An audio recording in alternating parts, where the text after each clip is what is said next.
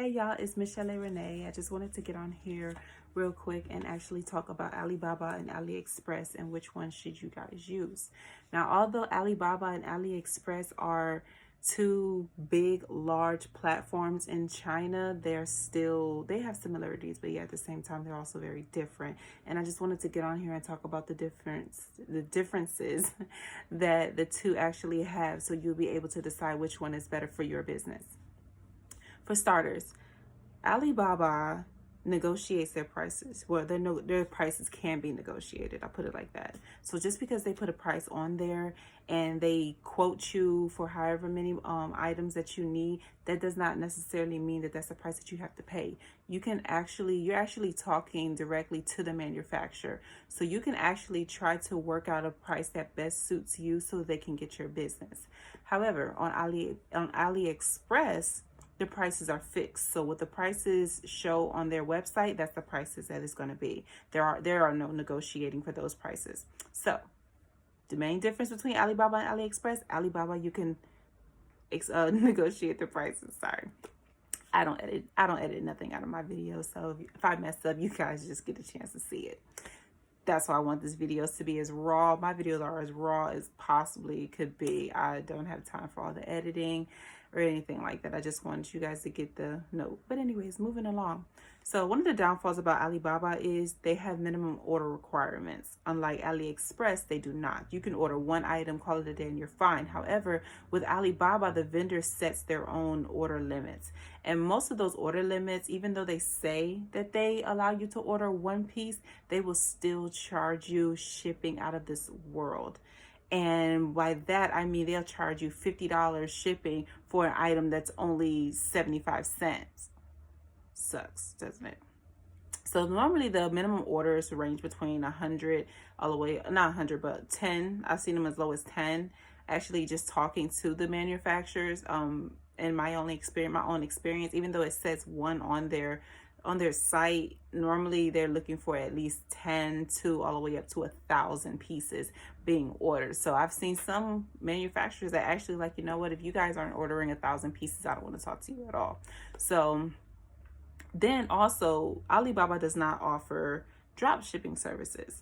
Unlike AliExpress, AliExpress actually offers drop shipping services through Spotify. Spotify has a third party called Obolo, and you can actually do drop shipping straight through them. Don't have to worry about anything. Of course, anybody that don't know, drop shipping is pretty much selling a product that you do not have, that you do not hold the inventory of. So it's pretty easy. If you don't want to, have the inventory or anything like that, drop shipping is probably your best bet.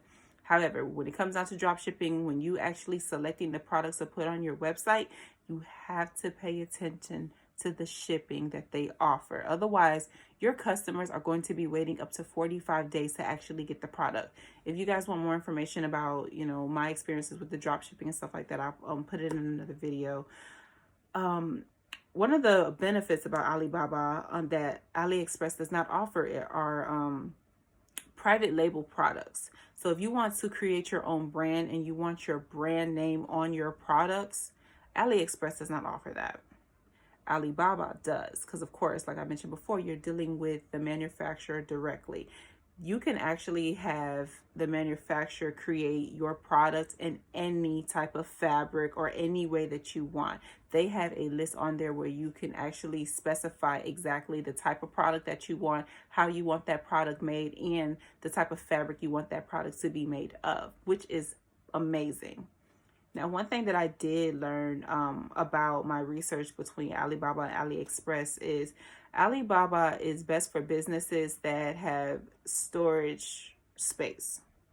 So if you're one of those companies, and you have a storage unit or you have office areas or you have a warehouse or any facility that you want to store your inventory at, Alibaba is the place for you. However, if you are a small business or a startup business and you're just getting started and you just want just a few items just to get started to put on your website, AliExpress is the site for you. And I think that's one of the biggest issues that I've been going through, because I have a certain vision that I want my products, how many products that I want. However, at the same time, because I'm such a small business, I don't have those big bucks that Alibaba manufacturers are looking for. And one thing that I've noticed is they will practically rape you with shipping fees. One thing that I've noticed dealing with a lot of the vendors over there and on Alibaba is that they don't add the price for customization on their sites. Now, if you do run across some that actually do, that is amazing. But out of the 50 that I've talked to, they don't. So the ending price that they give me is kind of like a surprise every single time. So they have t-shirts. The t-shirts was 50 cents a piece. Then next thing I know, I said, okay, so what was the shipping? They kept ignoring my questions. One thing I would definitely say is if you guys see a product on Alibaba and you guys really have questions on that regarding that product or regarding pricing, or if they don't have the shipping already listed on their ad, on their product ad, message them. I highly recommend talking to the manufacturers because, like I said, on Alibaba, their prices and everything is negotiable. They want your business. They need you and you need them. So you guys got to negotiate and come to a compromise where you both will end up winning at the end of the day. So that's what I'm pretty much going through right now. However, I did notice that with this 50-cent t-shirt, they were also charging me $89 for shipping alone, not to mention the additional $50 that it was to customize the t-shirts. And it wasn't no big huge logo. The logo that I had wasn't even as big as the logo that's on my shirt. It literally would have been just the words here. It wouldn't have been all of this. It would have just been, simple little words, and that would have been fine. In addition to also them doing private label products, you can get the labels put on the products, or you can even have them stitch your own tagging in the products. They just ask that you send them your logos and your ideas and everything like that. Now, because this is a platform in China, I always would say wait until you are 100% sure when you send these companies your ideas and your businesses and stuff like that. Because if you guys aren't familiar with what's going on, I've noticed that a lot of artists that have created their own products. Like it's a painter that I actually have ordered artwork from. He does not have any merchandise, or at least he did not have any merchandise at the time. I had saw his paintings put on t-shirts and cups and mugs, and they were posted on Alibaba. And I actually brought it to his attention, and he did not know about it. So that's why I say, make sure you are comfortable. Make sure you kind of, you are aware that your logo and your ideas, your pictures, whatever it is that you create, there is a chance where it could be reused. And for somebody else's profit, because I know there are a lot of products out there that are literally replicas and stolen ideas from somebody else. And as far as what can the legal measures that can be done, I'm not quite sure if anything can be done. I'm not a lawyer. I don't have a law degree, so I don't know any kind of measures that can be taken for that, because they are a platform in China. But like I mentioned before, I just wanted to get on here to let you guys know the difference between Alibaba and AliExpress and what I've learned. You guys can do your own research as well. One thing that I have learned is that you have to research, educate yourself. Don't always go off of what you hear on YouTube videos, or what you see on TV, or what you see on Instagram or Facebook, or whatever it is that you're looking for, or whoever whoever you're following. I would definitely recommend that you guys do your own research. That way you are 100% comfortable, because one thing that I don't do is I don't believe nobody else's information but my own. I don't trust anybody else's information but my own. So I just wanted to get on here and let you guys know, some things that I've learned.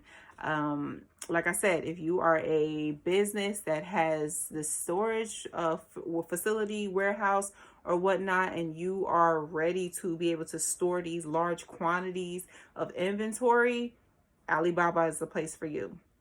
If you are a small business, small startup business, then AliExpress might be your best bet, just because they don't have can't even remember, just because they don't have the minimum limits when it comes down to inventory. The downfall about them is that the prices are fixed and you cannot negotiate the prices with AliExpress like you can with Alibaba. But at the same time, you're a small startup business. So if you want to order, you know, 2 or 3 items just to see how much, you know, just to see how much it's going to sell, or whether, you know, just kind of just testing the waters a little bit and not necessarily pouring all of your money into 10,000 things or 100 things, I would say go for it with AliExpress. And if you are a company that does not want to have any inventory at all, I would recommend that you guys do drop shipping with AliExpress by getting a Shopify website and applying for drop shipping with Oberlo. Can't even say it, Oberlo. They are actually connected straight directly to AliExpress. All you have to do, they have millions of products, and honestly, all you have to do is type in the product that you want to sell, find the vendor, make sure you pay attention to the price as well as the shipping, because there's always more than one item, more than one of that same item on that website. Definitely learned it the hard way. And also, like I said, make sure you guys, you know, if you do decide to do drop shipping, make sure when you select a product, you check the shipping, because the sellers have their own version of shipping that they recommend, and AliExpress offers their own shipping. However, most of the shipping on there, because it's coming from China, a lot of the products is coming from China, not all of them, their shipping takes forever. Trial and error from me, because I have customers. I have 2 customers right now, 3 customers actually right now, who ordered products, and right when I got started, it was 2 products on there that I did not pay attention to the shipping with. I allowed the system to default to its own shipping, and it's been 3 weeks and they still haven't received their stuff. So it was trial and error. I will, you know, I have my own way of you know, giving the customers, you know, pretty much telling the customers I'm sorry, and it was trial and error. Luckily, those customers were my friends, so I know that they'll be more understanding. But for future customers, I definitely want to make sure that everybody gets their items within 2 weeks, and 2.5 at tops. But when it comes down to customers that aren't getting their items, they're going to be upset, they're going to be mad, and they're not going to want to buy anything from you. So I know all this entire process is trial and error. I mean, you could do everything that you can, research everything that you can. There's always going to be something new that you're going to learn. And that's the biggest thing about me, you know, starting my business. It's literally trial and error. I don't have a business administration degree. I've never taken a business class a day in my life. I've done a lot of seminars, webinars, all of that, but I'm a Homeland Security major. So, or should I say I have a Homeland Security degree. So this is not my expertise. That's why I said it's very important to do your research. However, moving forward, when you do receive a package, you know, when your customers, you know, when the packages are coming late to your customers, like me making those mistakes, I would always say, you know, make sure you stay in contact with your customers, send them emails, let them know that you are tracking that their packages are late. I always recommend that you give them discounts for future purchases. That way you can keep them coming, but let them know that you also care. I would also, even if you want to throw in a free item or something like that, you know, just something to make the customers feel good, to make them feel like they wasn't neglected, or you didn't take their money, and make them feel like it wasn't a scam. So, like I said, I can't stress this enough.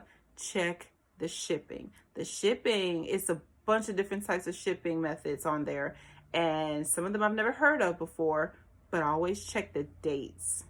The dates on there, it'll say either 3 to 7 days, which the best thing about AliExpress is that I did learn there are some vendors on AliExpress that are in the United States.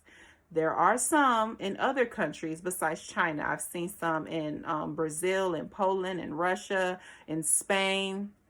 If they are over there, they will actually show the country that it comes from. Sometimes it doesn't all the time, but like I said, you will kind of know where everything is based on the shipping methods. If the shipping methods are, you know, less than 14 days or under 20 days, chances are it's in whatever country, you know, it's close to whatever country that you're in. But that concludes my video. If you guys have any questions, just comment on the video below. If you guys wanted me to discuss anything, or trying to give you any details about how I got started with my Shopify website or my drop shipping sites, just let me know. See you guys.